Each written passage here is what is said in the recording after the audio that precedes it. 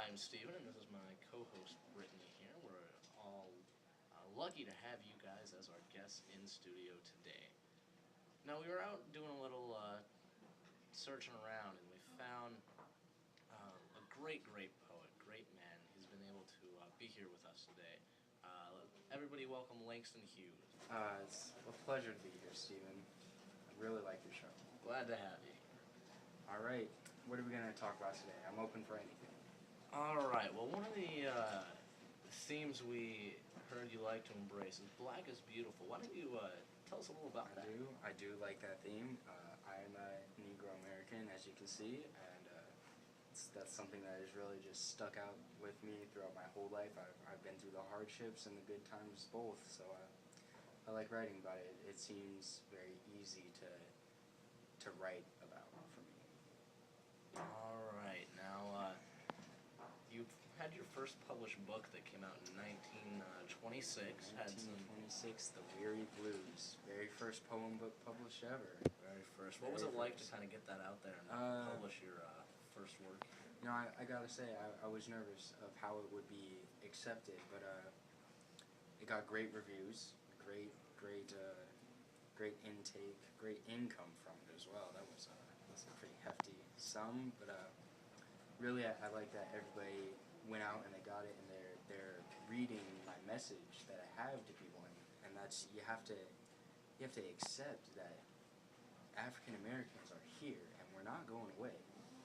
So I just like that feeling, really, that I'm helping people understand their place is it's a big one for me. Now, did that inspire you to write a poem about it or anything? That along with the World War I, the ending of World War I, both inspired me kind of to write my poem "Will V-Day Be Me Day" too. And I'll recite a little bit of it for you. It goes something like this. I've seen my buddy lying where he fell. I've watched I've watched him dying. I promised him that I would try to make our land a land where his son could be a man and there'd be no Jim Crow birds left in our sky. So this is what I want to know.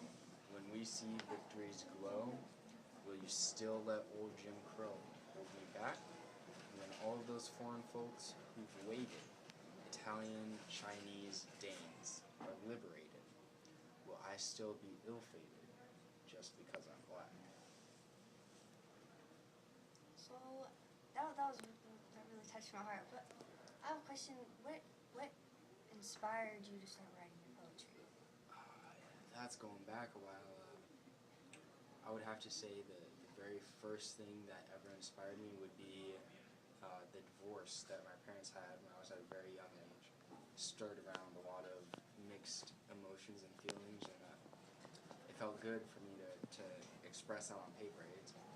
Writing poetry it's easier to tell your feelings and communicate through it. Sometimes you can't find the right words, but there's always going to be a poem out there that will express how you feel. That and of course Harlem Renaissance. That's a big deal right there. Very fantastic Renaissance. Fantastic. I'd probably have to say best Renaissance. The Harlem Renaissance was all about the coming of, not really the coming of age, but the coming of a time where African Americans will be accepted into society as true members of this one unified nation. And that's what I'm trying to get across, is that will happen someday. Are you hoping to get that on billboards at all? That seems like a good quote for a billboard. It seems like a very great quote for a billboard. Now see, sometimes people also think I'm all about this seriousness. I want you to know there are poems out there that I've written, they would make you laugh, and you look like you could use a laugh because you're looking so well over here. You know, we got a copy of 50/50, one of Langston's, one of the more humorous poems. Why don't you go ahead and read that for us? Oh, it's been a while. I'm going to need to see this copy here and actually... Alright. He doesn't memorize what he writes. I don't, well, not this one. 50-50. By me, Langston Hughes. Just. Had to clarify that. I'm all alone in this world, she said. Ain't got nobody to share my bed. Ain't got nobody to hold my hand. The truth of the matter is, I ain't got no man. Big boy opened his mouth and said, trouble with you is, you ain't got no head. If you had a head and used your mind, you could have me with you all the time. She answered, babe, what must I do? He said, share your bed and your money too. Now, often our teachers like to tell us that there's deeper meanings behind what the author writes. Is there a deeper meaning you're trying to get across than just what's on the surface in that poem?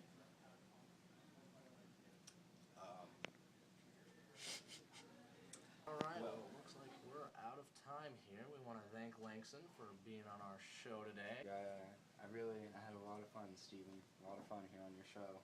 Well, it's glad to have you back, and we look forward to having you back again. Is there anything Hopefully. else you want to talk to our audience about before you...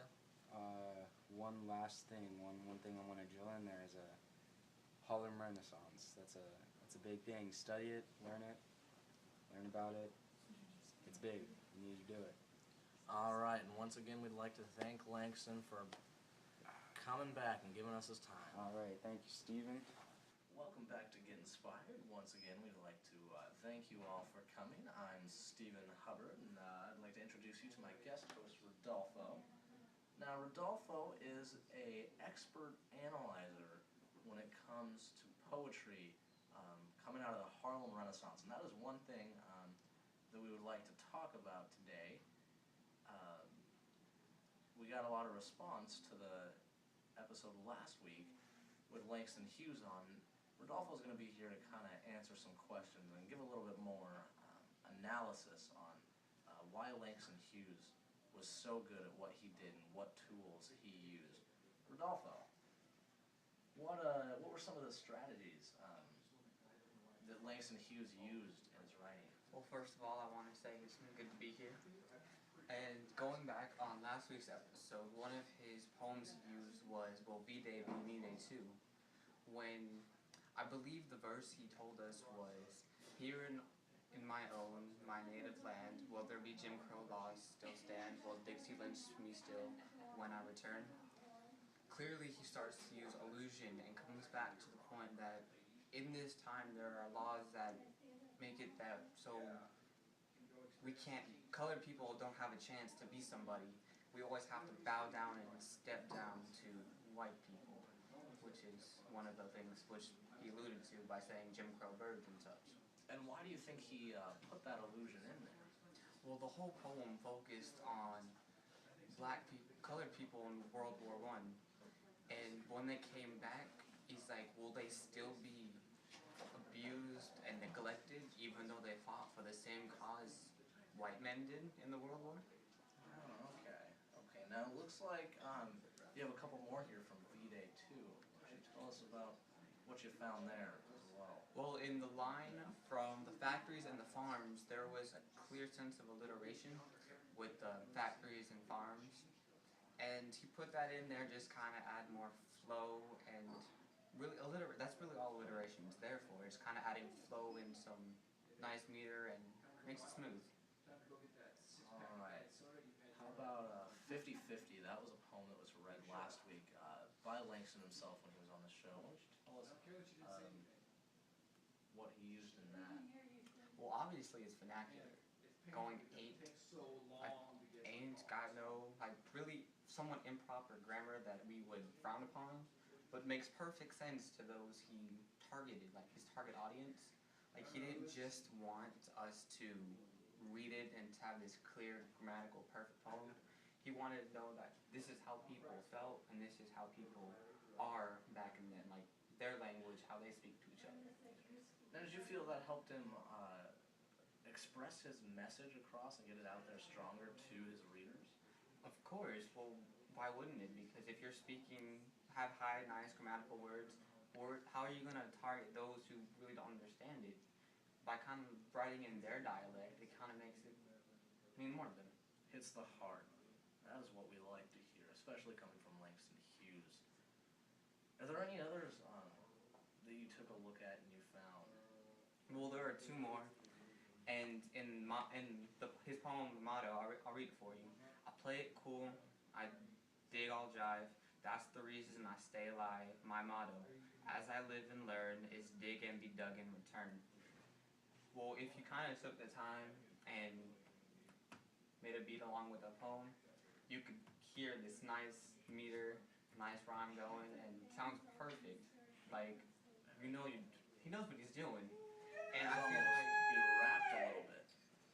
I feel like, yeah, like the Harlem Renaissance, during that time he had this amazing jazz. There was a lot of jazz going on, and his writing impacted a lot of people. He was one of the most prominent writers in the Harlem Renaissance. He was well known, his poems, and even as a person. And you can clearly tell by the motto that there was an influence of jazz into his poems. Now, tell us about the last one you found. Well, his poem was called Enemy, and you could see a definite rhyme scheme, and that's the one thing I noticed. So I'll take a look at it. It would be nice in any case to someday meet you face to face, walking down the road to hell as I come up feeling swell. And what was so special? What kind of device did he use in there to kind of bring that message out? Well, as I said, it was a clear rhyme scheme. He used rhymes like case and face and Helen's wells, and it kind of talked about how regardless of how people react to him and if people hated him or loved him, those who hated him, he would gladly meet walking up from hell because they're his enemies. Not frenemies, he didn't have friends. He wrote this about his enemy. 50/50, I really liked that poem. It kind of touched me a little bit. Kind of got me thinking. We got some responses from our viewers out there. How did you feel about it? 50/50, it was an interesting poem to me. I like how it looked at both aspects of a woman and a man in their relationship, because it kind of talked about how the woman felt alone, and when it kind of came into the man, he said, these things are what drives us away. Mm-hmm. And then when she responds how she could change, he said, share your bed and your money too. I'm not gonna lie, I laughed. I liked the poem. It was great, and I feel like he did pretty well kind of getting that message across, and it was an enjoyable poem. And he's not always serious in his writing, which is nice as well. Very true. That's one thing that if you read his book that came out in 1926, wasn't too long ago. If you take a look through that, they're not all serious. He wasn't a completely serious guy, which is it's very good to have that. All right, now V-Day, good. Oh man, that was a great piece of writing. It really that one got me to do some thinking as well, and kind of the message just kind of hit me right in the face. What's that? Did that do anything for you like it did for me? It did. It had possibly a bigger impact because I'm also a colored man, and It's saying something. well, it affects No, both. it has a good message. It's a good message. It affects both sides, but it kind of says to me, it gives us a chance to really stand up and be considered an equal. Because why else would they draft us into the war?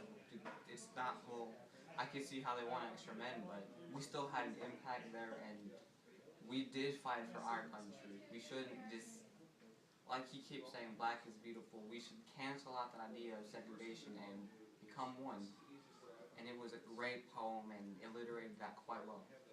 And I completely agree with you. Sometimes it takes one thing to make a change, and the Harlem Renaissance kind of did that a little bit. All right, thank you, Rodolfo, again for helping us take a little more in-depth look at some of the pieces that Langston wrote, including V-Day and 50/50, and a couple other pieces he wrote. It was very nice to have your expert analysis on those pieces.